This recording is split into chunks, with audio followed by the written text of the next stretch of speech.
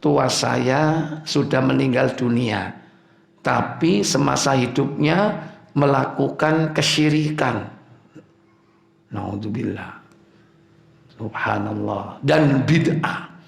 Apakah doa anak yang soleh dapat meringankan orang tua di akhirat? Doa seorang muslim tidak akan ngefek kepada non muslim.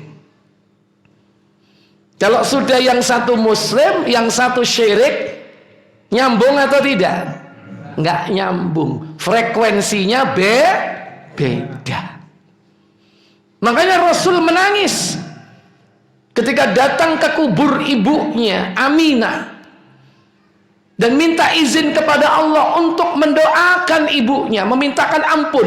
Allah tidak mengizinkan. Nangis Rasulullah. Buka Sahih Muslim nomor 924.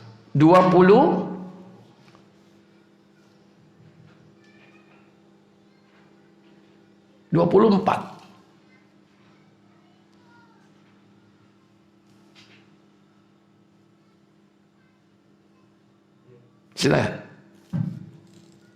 Dari Abu Hurairah radhiyallahu anhu, ia berkata, apa katanya? Pada suatu ketika Rasulullah SAW ziarah ke kubur ibunya, lalu beliau menangis. Maka orang di sekelilingnya, maka menangis pula orang di sekelilingnya. Siapa di sekeliling Nabi? Sahabat Nabi. Kemudian beliau menjelaskan apa sebab beliau menangis. Kemudian beliau bersabda, aku mohon izin kepada Rabbku untuk memintakan ampun bagi ibuku, tetapi tidak diperkenankannya. Iya. Kenapa tidak diperkenankan? Karena tidak satu frekuensi. Ibu Kanjeng Nabi niku napa sampun mlebet Islam. Nggih? Sampun apa dereng? Dereng. Lah Nabi Muhammad niku dados nabi nalika umur pinten? Selangkung. Lah ibunya Aminah meninggal ketika beliau masih kecil, belum diangkat menjadi nabi, belum mengenal Islam. Masyarakat saat itu penyembah apa? Berhala. Tapi urusan bapak Rasulullah, ibu Rasulullah ditempatkan di mana oleh Allah bukan urusan kita. Dan gak ada dalilnya menvonis mereka itu kecuali ada nas. Sekalipun ada dalil ketika seorang laki-laki bertanya, bapakku di mana?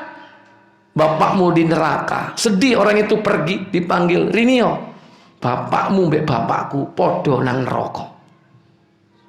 Ada yang mentakwil bapak yang dimaksud di sini bukan bapak Nabi Abdullah, tapi paman beliau yaitu Abu Talib, bapak kecil alias Pak Li.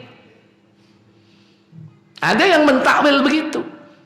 Dan yang kedua beralasan kenapa belum datang hujjah risalah kepada bapak dan ibu Rasul, maka berlaku surah Al-Isra yaitu ayat yang ke-15. Wa ma mu'adzibina hatta yub'atsu rasula. Iya, surat coba 17-15. Iya, silakan langsung terjemah. Barang siapa yang berbuat sesuai dengan hidayah Allah, maka sesungguhnya dia berbuat itu untuk keselamatan dirinya sendiri. Dan barang siapa yang sesat, maka sesungguhnya dia tersesat bagi kerugian dirinya sendiri. Dan seorang yang berdosa tidak dapat memikul dosa orang lain, dan kami tidak akan mengazab sebelum kami mengutus seorang Rasul. Iya, itu yang di akhir ayat disebutkan, wa ma mu'adzibina, dan aku dan kami tidak akan menyiksa siapapun hatta yub'atsa rasula, hingga dibangkitkan, diutus para rasul kepadanya. Itu perkara lain. Tapi yang jelas dalam hadis tadi, Nabi dilarang mendoakan ibunya. Allah tidak berkenan. Tapi Nabi hanya diberi izin untuk menziarahi kubur ibunya. Cuman ziarah tok. Apa kata Nabi? Kemudian kumohon izin untuk menziarahi kuburnya, maka diperkenankannya bagiku. Oleh karena itu, pergilah kalian ke kuburan, karena hal itu akan mengingatkan kalian kepada kematian atau maut. Iya. Fazurul kubur, berziarahlah kalian ke kuburan. Fa innaha tuzakkirukumul maut, karena hal itu dapat mengingatkan kalian kepada kematian. Dados nek sing diziarahi niku makam Islam niku tujuane kalih. Napa? Nomor setunggal inget mati. Nomor kalih ndongaaken ahliku kubur.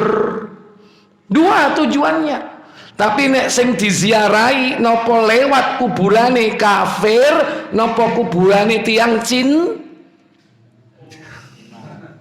Ono kuburan Cina nang kene. Hah? Di mana, Pak? Tahu, sering rono. Oh, lewat nggih.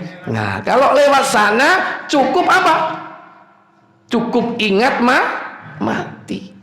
Nggak boleh mendoakan, tapi kalau makam Islam kita lewat, kalau perlu berhenti walaupun di depan makam, berdoa, menghadap kiblat, mengangkat kedua tangan, kemudian mengucapkan apa yang diajarkan oleh Nabi. Bagaimana kalimatnya di Sahih Muslim 9:22,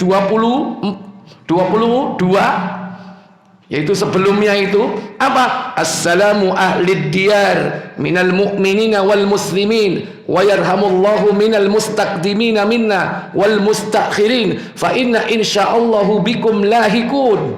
Selesai. Diangkat lagi yang kedua, selesai. Diangkat lagi yang ketiga, selesai. Mulai atau pergi. Cukup berdiri. Nggak harus masuk ke kuburan. Di depan pintu kuburan boleh, masuk ke kuburan juga boleh. Dan itulah cara berziarah kubur yang syar'i. Nggak perlu ate geler kelo.